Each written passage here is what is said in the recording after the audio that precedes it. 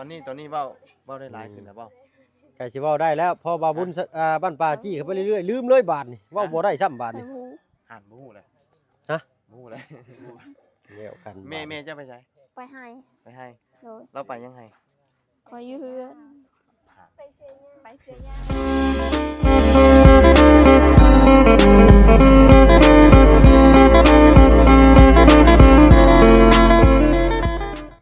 พี่หน่อยเนาะเปิดคลิปเปิดภาพออกมากับทีมงานมานั่งเต่าโฮมกันพี่หน่อยเนาะพอดีมื้อนี้ทางบ่าวเสียงเพิ่นนัดทีมงานไว้ว่าสิพากันมาวัดแทกดินให้ทางน้องวัดใจเส้นลายลักษณ์อักษรในบ้านข้างแน่พี่หน่อยเนาะมีทางอ้ายในหมู่บ้านเพิ่นนี่แหละพี่หน่อยเนาะสิแบ่งดินให้เนาะให้ปลูกช้างเฮือนตอนนี้ก็งบก็มีอยู่ประมาณ10ปลายล้านพี่หน่อยเนาะสำใดจังนั้นก็ได้จังไปถามทีมงานเติมอีกเนาะหลักๆเลยก็ทางไอ้บุญคงพี่หน่อยเนาะเนยสบายดีทางพ่อน้องไสเนาะมื้อนี้นัดทางทีมงานมาวัดแทกที่ดินให้ทางน้องเพิ่นบ่โอ้ขออนุญาตฟังเสียงแน่เนาะพอดีมีทางผู้ใหญ่ใจดีเพิ่นสมทบบ้านน้องยังก่อน น้อง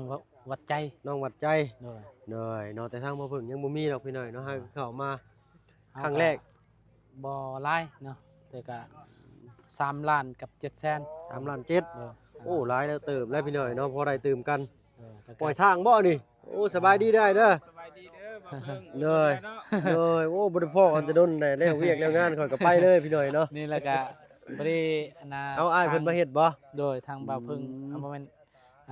บ่าวบ่าวเสียงเพิ่นมาทางจังได๋แล้วก็แทกเบิ่งดินปันดินเรียบร้อยแล้วก็สิทำเบิ่งค่าสร้างอีกเนาะ เลยเอาช่างมาเบิ่งพร้อมเลย โดย พี่หน่อยเนาะตอนนี้นำมันไอ้บุญคงมี3.7 ล้านนำทีมงานจักไผอีกนำมีเติมอีกทางบ่าวบุญเพิ่นแจ้งใจอยู่บ่ ทางบ่าวบุญสารวัตรบ่ โดย บ่าวบุญสารวัตรก็ทั้งหมดก็15นี่ 15 โดย พอดี18.7 ล้าน โดย เนาะ แล้วก็ทางอาจารย์อีก ทางอาจารย์อีก อาจารย์ก็3ล้านนี่ 3 ล้านโอ้21เด้เนาะ อ่ะ หรือว่าเพิ่นรวมกันเนาะก็บ่ ร ฮู้ วมทั้งหมดก็ประมาณอยู่27หรือว่า28นี่แหละ โอ้27-28 ล้าน โดย มีแต่ว่าไปเบิ่งที่เบิ่งทาง โดย พี่หน่อยเนาะอยู่ใช้อันเทือนน้องเพิ่นอยู่เทิงกันหั่น อยู่ บ่ ถึงพุ่นแหละ ดินดอนตอนหญ้ากับบนหันบ่ โดยแม่นแหละก็นาบาวเพิ่นว่าสิปันให้หั้นนะ โอ้เป็นนาบ่าวแท้ๆนี่เนาะ โดย อ้ายของแม่บ่ แม่นแม่น ก็เลย น้อง สิ ของแม่นี่ อ๋อน้องของแม่ก็เลยสิพากันมาเซ็นข้างแน่ โดย ได้พี่หน่อยเนาะเพราะว่า อืม ถ้าบ่เซ็นภายภาคหน้านี่ยามมันยาก แม่ ว่าซั่นซะเนาะ อันแม่นว่า เซ็นลูกเซ็นหลานไปพู้นแหละ โดย เนาะ ตอนนี้ว่าทึกหั้นนะ คิดกันละตอนลูกหลานนั่นแหละ แม่นลูกหลานมาว่าอ้าวนี่ได้ดินพ่อข่อยเนาะ แม่น เฮาอันนั้นเฮาก็แนมบ่เห็นนะนะอนาคตเนาะ แม่นแหละได้ว่าโอ้เจ้าอย่างนี้อยู่ใช้กันนี่เฮือนนี่ แม่ ก็ ปลูกช้างให้แล้วแหละ เจ้า เนาะอยากให้เห็น ง่าย ภาพ ง่าย เลย ประมาณนั้นหั่นนะ เนาะประมาณสำใดอยากให้ไอ้บุญคงพาไปเบิ่ง โดย เนาะไปเลยบ่ ไป ไป ไป ไปพี่น้องไปเนาะทางขึ้นก็ค่อนข้างลำบากโอ้มามื้อน่ะเป็นอัน โดยสบายดีเด้อ เป็นอันว่า โดย เพื่อนหลังเก่าเนาะเอียง โดย สบายดีทางอาจารย์พี่หน่อยเนาะ สบายดีเด้อ เออสบายดีเจ้า เจ้าเข้ามาเมื่อวานนี่เจ้าถามทางอาญาล่ะบ่เรื่องสร้างค่าสร้างเรา ยังบ่ได้ถามเลย บ่สิได้เข้ามาอีกรอบหนึงบ่ได้เข้ามาซ้ำจำเฮาก็ได้เอาไว้เนาะบ่ฮู้ว่าทางอ้ายเพิ่นเอาเท่าใดอะนะ โดยแต่ว่าเฮาพาแบบว่าสร้างมาแต่บ้านเฮานี่แหละเนาะ มันมาอยู่ แต่ว่า เด้อ ก็ยังบ่ได้ ส ทำ บายดีเด้อ ค่ะ น้องวัดใจเนาะ โดยสบายดีเด้อ ๆโดยสบายดีเด้อ มาพี่อ้ายมาพี่ อันน่ะ สร้าง สร้าง บ้านทางน้องต้นกล้านี่แหละ โดย นะ ก็คือทางรับไปใช้ซะทางอ้ายเพิ่น กาอันเดียวกันนะ อันเดียวกัน แม่ ต้องให้เจ้าตัดสินใจเลยบ่หรือว่าจังไดหรือว่าต้องมาร่วมกันอีก ได้ร่วมกันแล้วเรา ร่วมกันเรียบร้อยแล้วบ่ แม่นเรา อ๋อ คือ เรียกแล้วให้ ชุดน้ำผู้นี้ว่าซั่นซะเนาะก็ให้ผู้นี้เบิ่งแย่งกันไป แม่น ก็คือคันว่าอ้ายเพิ่นว่าตกลงแล้วก็คือแบบนั้นเลย โดยแม่นแหละ อ๋อ เนาะก็นำกันแหละเพิ่นเฮ็ดตลอด เพราะว่าตอนนี้ก็เจ้าร่วมกันแล้ว เนาะ อืมจังไดไอ้เพิ่นว่าจังไดราคาราคามาอยู่ใกล้ๆกัน ก็ ได้ ยังบ่ได้ถามเทื่อใดนี่แหละ เจ้าก็ยังบ่ได้ถาม โด เนาะ ยเพราะว่าเฮาว่าอยาก แทกดินก่อนเนาะ โดย แทกดิน แทกดิน ทา เนี่ยมันเป็นลายลักษณ์อักษรของนายบ้านข้างในหั้นนะเพื่ออนาคตภายภาคหน้า แล้วจึงจะคุยกับช่างอีกมันนี่ราคานะ หรือว่า เมนี่ก็ต้องแม่นอยู่เนาะต้องอันนั้นก่อนแปลว่าให้ ถ้าทางน้าบ่าวเพิ่นสิแบ่งให้ เรียบร้อยก่อนเนาะเพราะว่า โดยแม่น ต้อง น้าบ่าวไปใช่ ไปแล้ว ไปอยู่ใช่ ไปเวียกเพื่อนอยู่พุ่น เออ ความ กิน เพื่อน เพิ่นเว้าความบ่ เพื่อนนั่นเพิ่นเป็นเฮงคักช้ำผัวอยากได้เมีย2คนเอ เอ อ อ เมียน่ะปบมาอยู่เฮือนเนาะเออ โดย โอ้เนาะคักกะลีทางนี้เนาะ พอแล้ว บ่ได้ดอกเฮานี่เนาะทางเฮานี่คอขาดแล้วแหล้วพี่น้องเอ้ย เพิ่นหักบ่ได้ดอก โดย เอาแต่ก็มีพี่น้องเนาะทางนี้มีได้ แม่น มี มันก็มีบางคนเพิ่นก็หับได้บางคนเพิ่นก็หับบ่ได้แหละ น้อย ก็มีแบบหลายอยู่พี่น้องเอ้ยเนาะเอากันเนาะมีแต่ถ้าทางทีมงานพุ่นแหละเนาะมาพบก่อนเนาะ อ่ะ เลย จึงสิตามเนาะ จังถามเพิ่นอีกพี่น้องแล้วก็มาอันตกลงกันว่าราคานี้ได้บ่หรือว่าบ่ได้ถ้าว่าบ่ได้ก็ต้องขอลดน้ำเพิ่นหั่นนะพี่ โด น้อง ย เอ้ยเนาะ อ่ะ รอให้มาครบทีมก่อนก็ได้เนาะ โดย จังว่ากันพี่น้องเอ้ยเนาะทั้งบ่อบุญเพิ่นก็เข้ามาแล้วรอบหนึงแล้วเดี๋ยวบ่อบุญสารวันก็ได้ เลย เข้ามารอบเช้าเนาะ แม่นบ่จักบ่ฮู้นำเพิ่นแม่นบ่ ไผมาแจ้ง เบา ข่าวดีเพิ่ม เบาเพิ่งเบาอันน่ะบ่บุญแจ้งเขาดีบ่บ่บุญสารวันดูว่าบ่เราเข้าชื่อๆบ่ เข้ามาซื่อๆ เข้ามา บ่ ชื่อๆบ่ เอ่อ เว้าสิงแฮงนึกล่ะ อ่า ได้อยู่บ่เบิ่งไงสิเปิดเสียงให้เด้อ เออ พอดีก็ช่างๆ มาดคอจริงแฮงเว้าดังๆนู่นแม่ โดย เคยบอกเราหลาย เออ เทื่อแล้วแต่ว่า อ่า น้องเพิ่นก็ยังเก่งๆอยู่ บ่ต้องย่านซุมายด เพิ่ อก นว่าเพิ่นอยากอาย ตัวสิอ้ายยังน่ะ เพิ่นว่า คือกับ โอ้ น้องลั่งนั่นแหละตอนนั้นเนาะตอนนั้นเฮาไป อาจจะหน่อยก็เว้า ถ่าย เก่ง กับ นะพี่น้องเนาะ ทางบ่จันทร์เพิ่นก็ มี สิ แต่ อ้ายๆเนี่ยนิดนึง เนาะ แปลว่าเสียงเนี่ยน้อยหนึงเนาะเสียงคอย มีแต่จอนเร่งๆเสียงไหม ต้อง เนาะ เร่งเสี ตาม ยง ก็ เพิ่น สร้าง เนาะ เออ แฟนอาเจ้านั่นอาเจ้า ๆแม่จะไปใช่ ไปให้ เอ เอ อ อ นั่น อันเนี่ยแห้งกว่านี้ก็ได้เนาะ เออ ซุมายบ่ตื่นดอกเสียงดัง หน่ อ่ะ อยว่าเพลงร้ายก็ได้ว่า เออว่าเพิ่นให้ ให้เฮาบ่ทีนี้ เนาะ เอามีแต่ว่าสิให้ทางไอ้บุญคงแล้วก็ทางน้องเพิ่นย่างเบิ่งพื้นที่ที่ว่าสิแทกแล้วกัน โดย อาจารย์เห็นเลยบ่ โดยยังเขาก็ ยังแต่ว่า หน่อย เดี๋ยวนี้ก็ยังทาทางเบาเสียงเพิ่นชื่อใบนะฮะนะ ใบเซ็นมอบกรรมสิทธิ์ โดยแม่นแหละ ประมาณ กรรมสิทธิ์ ประมาณใดเพิ่นว่าสิให้อยู่ให้เช่านะ อ่า แถวใด เจ้าเลาะเบิ่งแล้ววะ แม่นเลาะแล้วหวานนี่ค่านี้ พาปลาลูกเพิ่นย่างเบิ่งแน่ยันว่าอันยังบ่ทันเห็นเนาะพี่น้องเนาะ เฮา เออ ไปเมื่อวานนี่ค่านี้เพิ่นว่า รับกลาย่างนี่นี่โอ้สิเอา อันนี้ฮอนลักโตเฮาปักนี่แหละ ก็รักปักตัวนี้ โอ้ โดยแม่นโดย สำลักปักนี้ว่าซั่นซะ ไปหากุ๊กไม่ดูเอาโมเมนต์กุ๊กหยังกุ๊ก เล็ก เล็กๆหั่นน่ะ เด้อ แล้วก็อ้อมไปกุ๊กไม้ใหญ่นี่แหละเนาะ พอดีลมเฮือนเนาะ โดย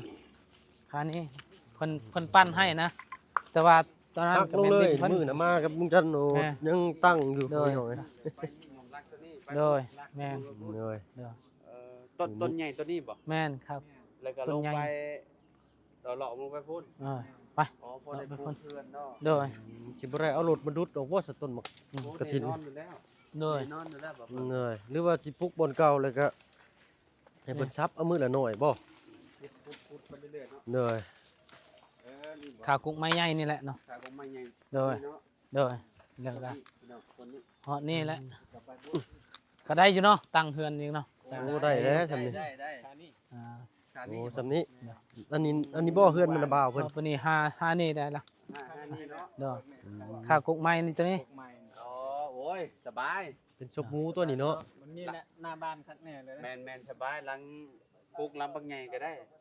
อืม เพิ่นว่ามีเงินหลายหั่นน่ะ โดย เนาะพี่น้องเอ้ย ก็สิได้พากัน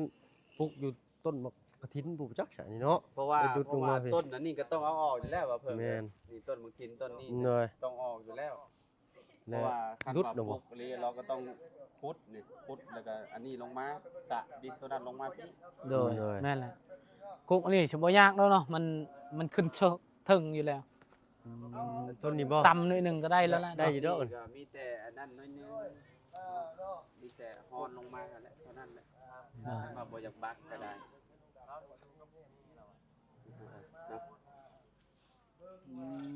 ต้องรอก่อนเนาะรอบ่าวเสียงเพิ่นมาพุ่นแหละ โดย มาร่วมกับน้ำพุงน้ำบ่าวลาวแหละ โดยรวมน้ำบาวเรา พาบาลุงเบิ่งคร่าวๆไว้ก่อนว่า สิ ขนาดซำนี้เนาะลักแดนประมาณนี้นะพี่น้อยเนาะแต่ว่าสิขนาดเท่าใดก็ถ้าเบิ่งลายลักษณ์อักษรตามตลับเมตรวัดที่เพิ่นไปแล้วหน่อย จังอันนั้นชุดเนาะ แล้วก็เส้นทิศตะวันออกทิศตะวันตกใต้เหนือคือเก่าเนาะแล้วก็โอ้ต้องมีขาในบ้านเพิ่นอีกแล้วนี่พี่น้อยเนาะ แม่น เส้นปั๊มตาอีกซั่นซะ คือ ก็คือสิบ่แพงดอกเนาะบ่แม่นว่าเฮาขายดิน แม่น เนาะ บ่แพงดอก อันนี้ เนาะ มีแต่ ประมาณ ค่า ประมณ ตา ล้น ซื่อๆนะ โดย ค่าตาก็ประมาณอยู่ เพื่อนน้องต้นกล้าตะกี้ก็แบบนี้แหละ โดย เนาะเพิ่นเอาดินเปลี่ยนกันหั่นนะ อ๋อ มีแต่เฮ็ดใบมอบกรรมสิทธิ์เนาะ โดย ค่าในบ้านก็เท่าไหร่ล้านห้าบ่คือล้านหนึ่งเนี่ยตอนนักป่าเพิ่นก็จำบ่ได้เลยพี่น้อยเนาะ โดย ประมาณนั้นพี่น้อย กินแล้วข้าวอาหารยัง ครับมีแต่ทำสำนั่นแหละสารอเบิ่งก่อน เอาซุมื้อนี้น้องเพิ่นไปนอนอยู่ไสซะ เด้ เด้อบนนอนเพิ่นหัน โอ้ น่ะ บ่อาศัยใต้ตารางเฮือนเพิ่นนี้ โดย เฮือนพี่น้องจะบ่ เพื่อนของนาบ้าว เฮือนข้างนอกน้องน้องของแม่ น้องของแม่ เปล่าเราก็เฮือนเนาะลูกเราก็หลายคนแต่แท้ โดย แม่น เจ็ด แน่ แปดคนเลย โดยทั้งแม่ 4 คน แม่เฒ่าแน่ คนทั้งเฒ่านั่น ลู นี่ ก4 คน เฉพาะลูกนะ4คน อันนั้นแม่ย่าแน่ แม่ย่า เป็น7-8 คนนั่นแหละนะ รวม8ซะเนาะ เออ พี่น้องเพื่อนก็บ่ได้ว่าสิดีเลยพี่น้องมีแต่เอาอันพระกระจาด พระกระจาด อันไหนแอมมา ไปหมดแล้ว ซื้อพี่น้อง เนอะ ก็บ่ได้อันนั้นเนาะก็บ่ได้ดีดอกพี่น้องเนาะ แต่ อา ก็ การมีแต่ อยู่ได้อยู่พี่น้อยนั่นแต่ก็บ่ เนาะเป็นกำลังใจให้รอรุ่นนำกันอีกเทื่อนึงพี่น้องเนาะ เหนื่อย อันนี้ก็ยังมุงอันนี้ไว้อยู่พี่น้องเนาะ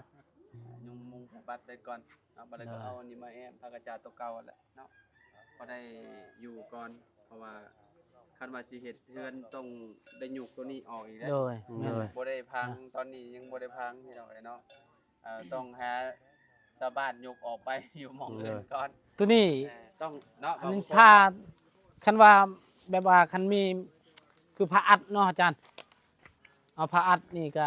บ่ได้ตัดแล้วใหม่ตัวนั้นเนาะเอาผ้าอัดเลยใช้สองอันได้บ่ตัวนี้ผ้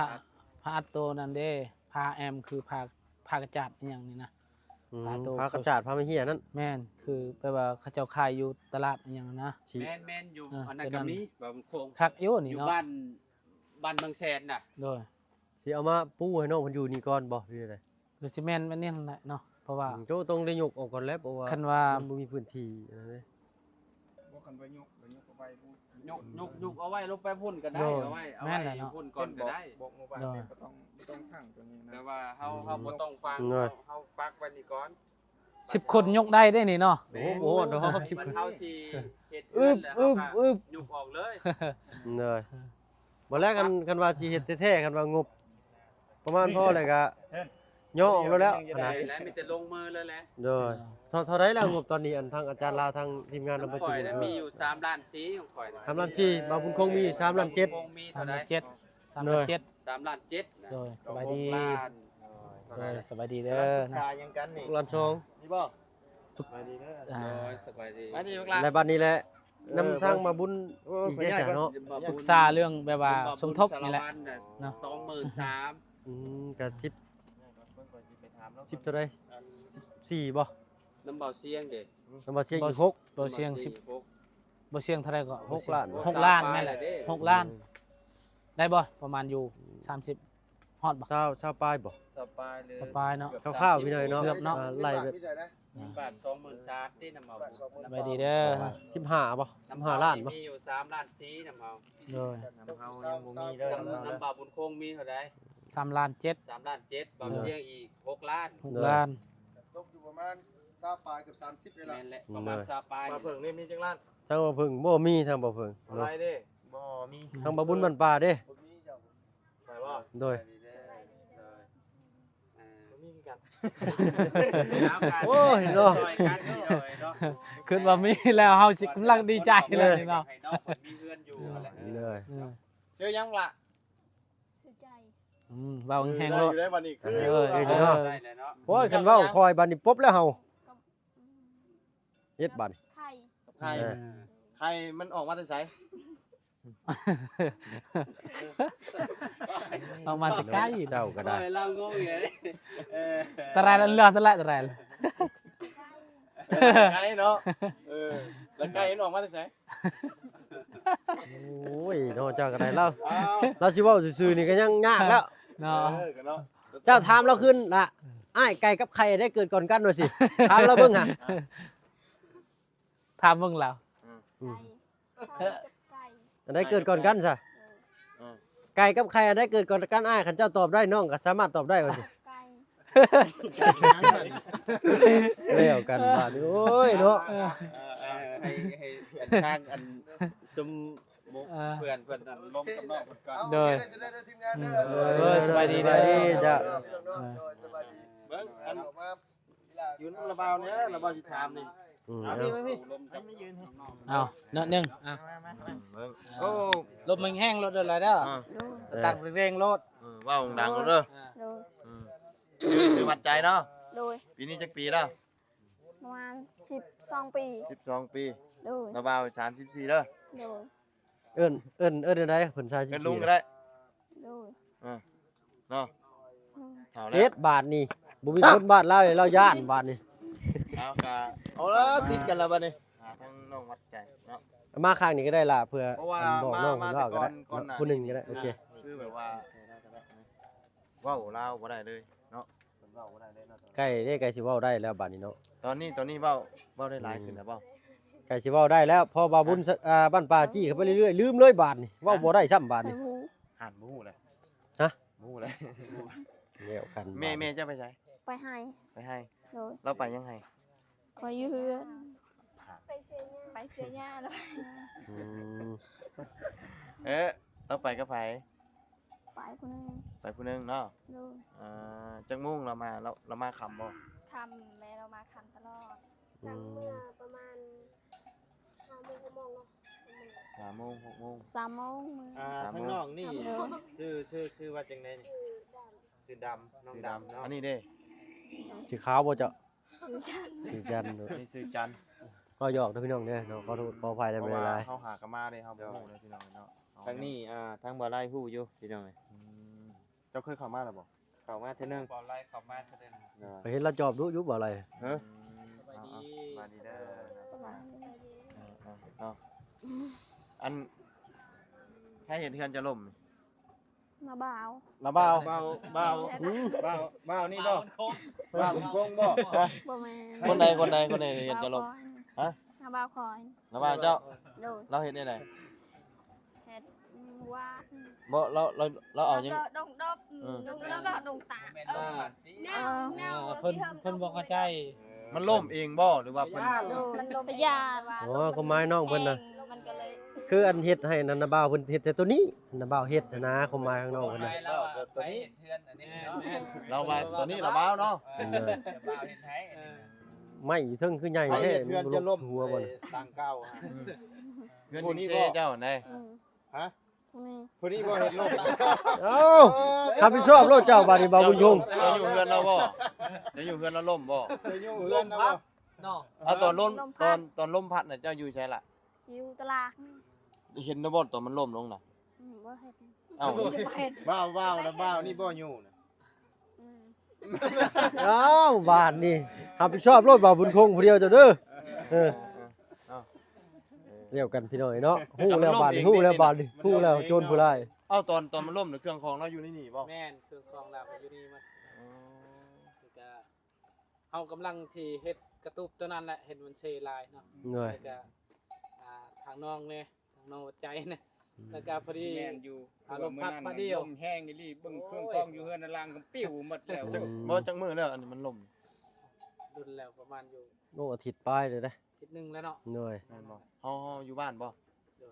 อยู่บ้านเนาะ แม่นทำเมื่อบ้านน้ำท่วมเด้ เฮา แม่ มา ช่วงน้ำท่วมเด้ ช่วง มาช่วยน้ำท่วม เอามือช่วงเขาขึ้นเหนือไปน้ำท่วม ให้ทีมงานเข้ามาเด้เฮือนลมแล้วก็คักอันนี้ว่ะบ่ทันแล้วว่ะดิ เออ เฮือนเราลมก่อนแล้ว เฮ็ดตัวนี้ล่มได้บ่ มัน คุณ ก็ ค บ่ ง ล่มนะ คุณคงมาก็บ่ทันบัดเห็นแม่ลาวตัด ไม่บ่คงเห็นอยู่คลิปนะ ใช่ เอาตอนนั้นนั่น แม่ แม่ เรา เรา น้ำคอยเลยเพื่อนเราลง อันตอนนี้น่ะกำลังรวมเงินกันที่สร้างไม้บ่ โดย เลยอันถือสร้างมานำกับบ้านเพิ่นเอิ้น อัน น่ะ นี้บ่สร้างนะ แม่นคันบ้านเพิ่นเว้าสิว่าถือสร้างมานำชาวบ้านเฮาเอิ้นนั่นพาสร้างมานำ โดยแม่น ถ้าบ้านไอ้บุญคงเว้านี่ถือสร้างมานำเราอ่ะ นะ มานำ แม่นว่าขี่รถมาก็ถือรถมานำดอก แล้วบัดนี้เว้าง่ายถ้ามันรวมๆกัน เอาพี่น้อยเนาะบ่ให้เครียดเกินไปนะ โดย รวมถึงเบิดทั้งมวลนะ ไม่ได้อยู่ไม่ ไม่ก็17ล้านบ่ประมาณนี้พี่น้อยเนาะ ประมาณอยู่17 แล้วเฮือนนี่สิเฮ็ดขนาดซำใด สำน้องต้นกล้าบ่ 4คูณ5เลย โอ้4คูณ5สำบ้านน้องต้นกล้าเนาะนี่แหละถามผู้สร้างเพิ่นนี่แหละผู้นี้แหละเฮ็ดกับมือ ก็พอดี กับ เนาะ อันไอ้สร้างอัน อยู่เนาะ สร้างอันหยังก็ ที่อยู่แล้วส่งให้ลูก ลืมชื่อแล้วแหละค้าครูเจ้านะสร้างหยังก็ อันเนี้ย น้องไอ้ยาพี่น้อยเนาะมื้อนั้นเพิ่นแชทมาเล่นนํอยู่หน่อย ตอนนั้น แต่หมู่บ้านนี่ก็ อื รวมกัน มหน่อยเลยเนาะเอาทีมงานก็หมุนเวียนผลัดเปลี่ยนกันไปพี่น้อยเนาะจักหน่อยก็อำลาพาจากกลับบ้านกลับซองแล้วพี่น้อยเนาะ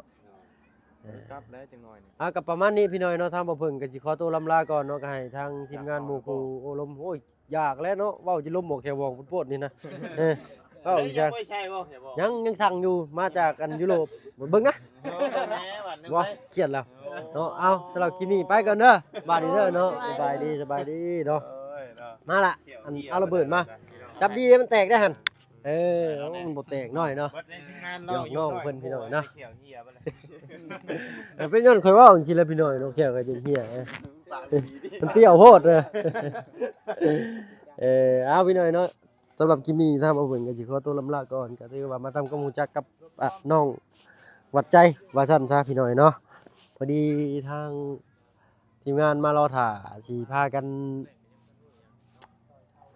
วัดแทกดินให้ทางน้องเพิ่นพี่น้องเนาะเพื่อเป็นลายลักษณ์อักษรก็เป็นทางนาบ่าวเพิ่นว่าซั่นซะ